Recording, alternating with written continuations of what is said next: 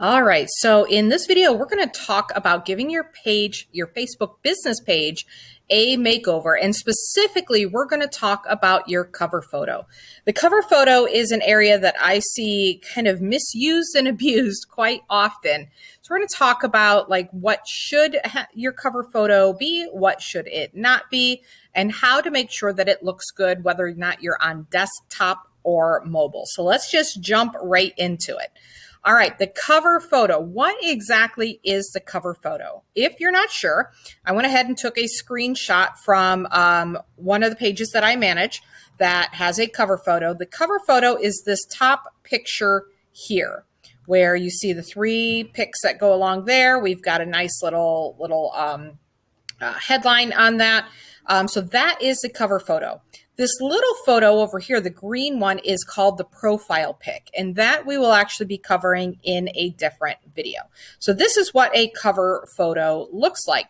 Now, this particular cover photo was created on a page that is not a local business. So I'm going to use it as an example throughout this training, but there are a couple of things that can be different based on if you're a local business or not, and most of you watching this are a local business with a local crowd. So let's just jump right into it. So the first thing your cover photo should be, it should be eye-catching, it should be beautiful, and it should represent what you do. So in my case, we actually feature small shops from all around the country on our page. So we have a picture of the different types of products that we feature on our page, so that people, when they come to our page, they can see through the picture on the top, they can get an idea of what our page is about and what we are about. So if you are a caterer, there should be food there. Specifically, even people like being served food would be even better. An action picture is fantastic. If you sell flowers, then you should have pictures of your flowers there. If you sell air conditioners, it may not be a good idea for you to put an air conditioning unit on your cover photo, because that is not what it's not a beautiful representation, right? An air conditioner is rarely ever beautiful. It's rarely ever, ooh, look at that. But you can post pictures of, let's say, your service van or your team. This would be a good place to put your team in their uniforms. Something that represents your business and gives people an idea of what it is you sell through the photo itself. It should be clean and clear. It should not be fuzzy or dark. And people should, again, be able to, at a glance, get an idea of what it is you are about. Next, you're going to add some sort of headline or benefit statement. Now, most people jump to, hey, I want to put my business name on my cover photo. Now, the thing to remember, and I'm going to use this picture as an example again, my business page is small shop discovery, gift guides, giveaways, and more. When people see my cover photo, they're seeing it in context of being on the page itself. They rarely ever see the cover photo all by itself. So the Facebook business page name is already saying who we are and what we do. It's got a nice, a nice a nice spot there that's all its own. We don't have to repeat the page name up top here. Now, some people can't help it. They've got to put their business page in the cover photo. I hear that. But I would say the more important thing to put on your cover photo versus your page name, sorry, there's an airplane going by. It's very loud. I don't know how much you'll be able to hear it. That's a loud one. So from my perspective, and as from a marketing perspective, the more important thing to put there is some sort of value statement, or some kind of description of what it is you do. So we have cool products from small handmade shops. So that gives some indication of what we do here. If you have a catch saying, it can go there. If you have something that you do that is different than your competitors. So if you offer a service that your competitors do not, put it there. If you offer something that, if you have like maybe a service package offer, that could go there as well. Like, we will give you, I don't like free quote. I think free quote is a little generic, but if you say, to stay on the AC example, if you say, we do we do your 6-month service call only $99.99, something like that. You could put like a straight up offer there that tells people like, this is an offer that we are making directly to you, or this is something that we're offering that our competitors do not.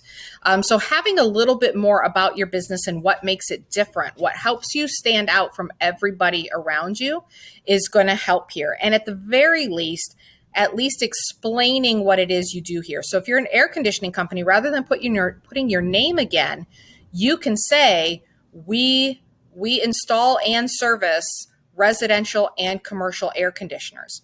That would be a good headline to include on here, because now you're being more specific. If I'm a residential person, I don't know if you're commercial or residential until I come to your page. And that would be a good piece of information for people to see fairly quickly. And for everybody, this is going to be a little bit different, right? I can't just say, hey, put this.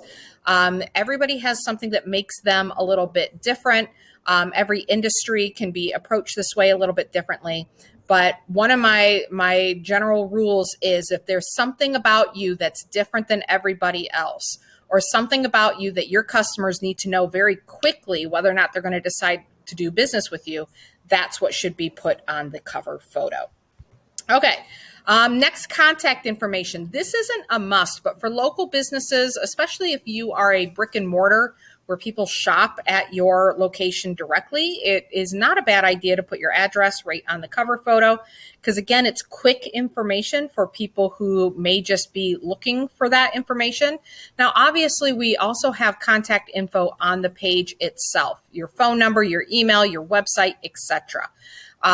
But you know, on my e-commerce site, I believe I have our web address right there on the cover photo, because in that case, it makes sense for me to do so. So adding something like a phone number, an address, website, or email on the cover photo isn't a bad thing, but I would stick with one rather than trying to shove a lot of information on there. It may be better for you to pick the main way that you would like people to communicate with you. So it may be your phone number. It should not be huge and fill up the entire cover photo area. Then that's almost like desperate, like, here's my phone number, like you're shouting at somebody. But you know, you can have your headline, tagline on there, and then in a little bit smaller print below that, include either a web address, an email, phone number, or address, whichever one makes the most sense for you. In general, we want this cover photo to represent your business. We want it to be able to stand alone if it was seen out of context, that they wouldn't necessarily know your business name, because I'm in favor of leaving that off of there because you got limited space, right? If you were to leave your business name off of there, would they at least get an idea for what it is you do, right? So if you sell insurance, can they look at the cover photo and get an idea for what it is that you do? Is there a tagline that says something about what kind of insurance that you offer, or what sets you apart from other insurance companies? Are there pictures of you with customers that go along with that tagline? So in this case, insurance is difficult to visually represent, but the tagline can do the heavy lifting, and then the photo supports that. And so it will all make sense together. For something else, like if you sell floral arrangements, you know, by looking at the pictures, I should be able to think flowers, and then your tagline should add on to that. So can I look at your cover photo by itself without the name of your business and get a sense of what it is you do?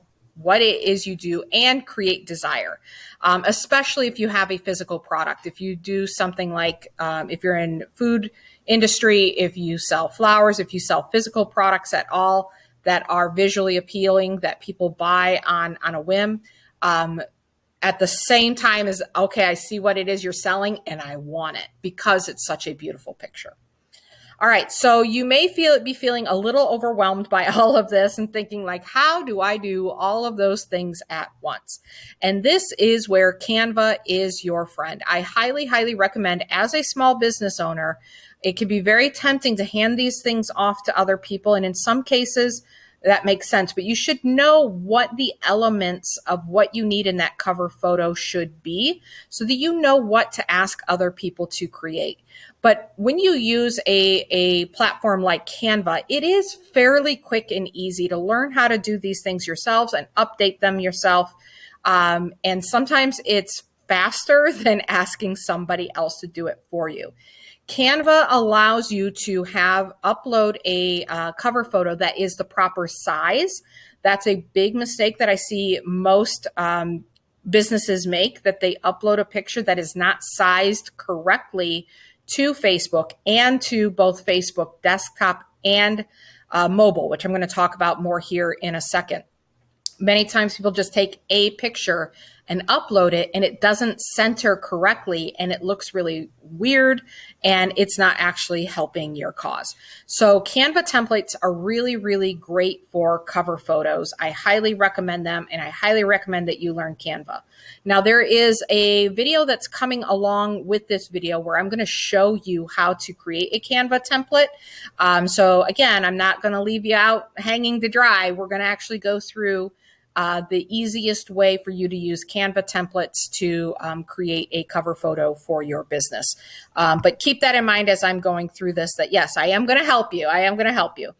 So here are just some examples of different Canva templates. These are some older ones. You can see it says 2019. I actually took this screenshot a long time ago. Canva I think is just doing better and better with the templates that they have. And so you should be able to easily just choose a template, update the information, change out the picture, and, Bob's your uncle, you're done. Canva has made it super, super easy to use that. Now I'm going to talk a little bit more about these Canva templates in a minute, but first I wanted to show you examples of some before and after pictures of cover photos, so you can get the idea of what it is I'm talking about.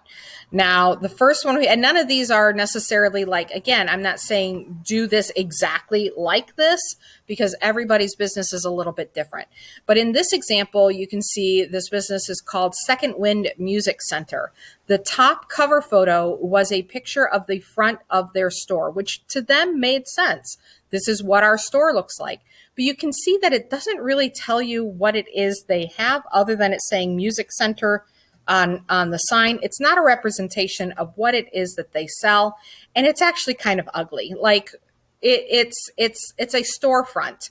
There's nothing flashy about it. There's nothing interesting about it. And it's really honestly easy to just dismiss this because it's not very interesting. Now, when somebody comes to your Facebook page, you have less than 3 seconds to get them to want to engage more with your page. And if they come and they see this, we're not helping our cause, right? They may still stay for some other reason, but we want to give them more reasons to stay than to leave. And this top cover photo definitely does not give anybody a reason to stay. Now, the bottom one, he switched out the ugly storefront for what it is he actually sells. He includes musical instruments in his cover photo. He has Second Wind Music Center. He did use his name, which again, I'm not 100% against it. But you can see how using so much contact information, it's a little bit clustered there. In this case, he probably would be better to just put the address, but again, all rules are meant to be broken. I tend to favor, less information on the cover photo than more. So if it gets wordy, you can kind of lose things. But then there's an exception in the next one. But again, you can tell that this is a much better representation of his business than the dark storefront on top. Now, this is the same guy. He also had a mail order read business. And it was called Read Revolution. And all he did was put Read Revolution on the cover photo of his page. Now, that was already the page name. This wasn't adding anything to the desire to want to buy his product or even understanding of what he has. Now, this cover photo does have a lot of information on it, but it's broken up in a way that it makes it easy to read. In some of my Facebook pages, I do put more information on them, but I always make sure that they're very easy to read and it doesn't look like a big wall of text. So he's got this big headline here, "Stop Running Out of Reads." That pulls you in. You can see there's a picture of reeds there. While kind of a little bit dark, it still has a representation of what we're looking for. If I visit this page and I need a reed for an instrument, I instantly know that this page is for me. He's got all brands, all strengths. Don't let the most important musician in your life play on a bad reed. Reads2you.com. I think this is really well done. It's got a bit more text, but it breaks it up and it gives just the information that you need to want to know more. Because that's really all we're trying to do here. Get them to stay and make them want to know more. Here is another client of mine, the top cover photo. If you were to just look at the top cover photo, would you have any idea what it is she sold? Like any idea at all? ETSW, what does that even mean? It does not create desire for her product. It does not tell us anything. The bottom cover photo was her replacement, which I think is much better. But you can see where she spent so much time putting her company name here, which I would have focused more on sustainably sourced, mindfully made, because again, her company name is already on the Facebook page where people are seeing this cover photo. So I would have taken that space and said sustainably sourced, mindfully made, and I might have even put handmade soap on there just so that there's nothing left to the imagination. But you can definitely tell because it does say Soap Works here at least. It makes sense that this is soap. Everything is pointing to this is a soap company. Where with this cover photo, nothing is pointing to this is a soap company. Okay. So again, with all three of these, we got a much better idea of what the business is about from the second cover photo. Now, when you create your cover photos, we talked about the templates, and these are the types of things that you want to create here. A lot of these screenshots, because these are screenshots I took a while ago, some before and afters, Facebook has changed. It used to be that the cover photo that you put up worked both on desktop and mobile. And Facebook being Facebook, they decided that that was way too simple and they had to complicate it. So now, just within the last year or so, they've changed it that your cover photo looks different on desktop than it does on mobile and vice versa. So a mistake a lot of people make is they design their cover photo to look good on one of the two without having the other one in mind. So when I go through the training video on how to use Canva in the next video after this, I'm going to be showing you how to actually create your cover photo to stay within those barriers. But I want to show you, or stay within the proportions. But I wanted to show you in this video, just in case for some reason you don't watch that Canva video, I still want you to see what is actually the case here with cover photos. So this is what a company named Snappa actually created this graphic. This is what we're dealing with now with the desktop versus mobile view. So in desktop, you are going to see a long cover photo that goes from left to right.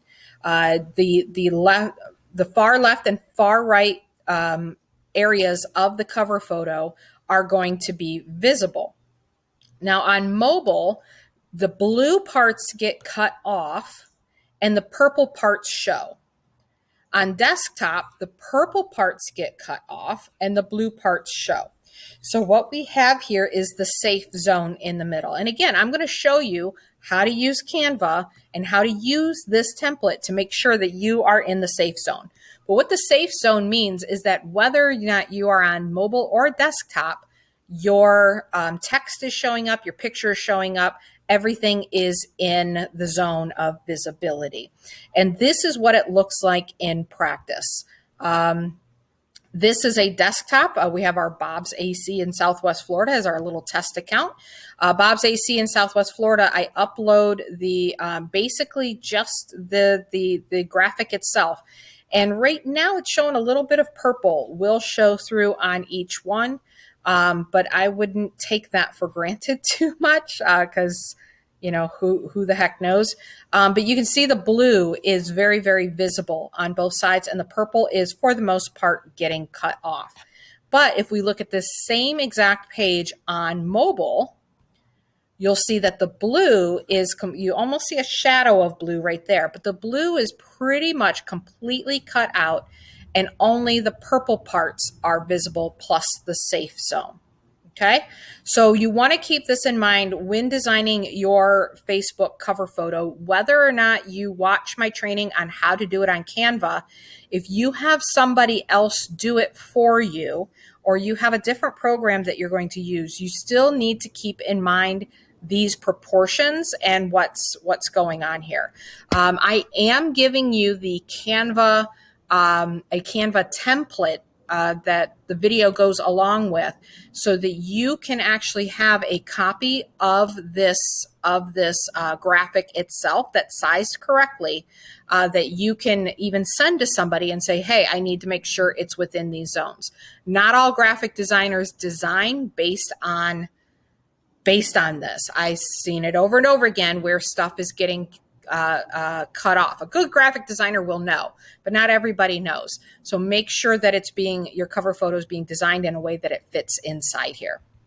Okay, so your action steps. Watch the next video, how to use Canva to create a cover photo. I'm going to take you through it step by step, so you understand how the different tools in Canva work and how to actually use that graphic that I showed you above to make sure that your cover photo is sized correctly for both desktop and for mobile. And then you're going to create and upload a new cover photo for your page if you need it.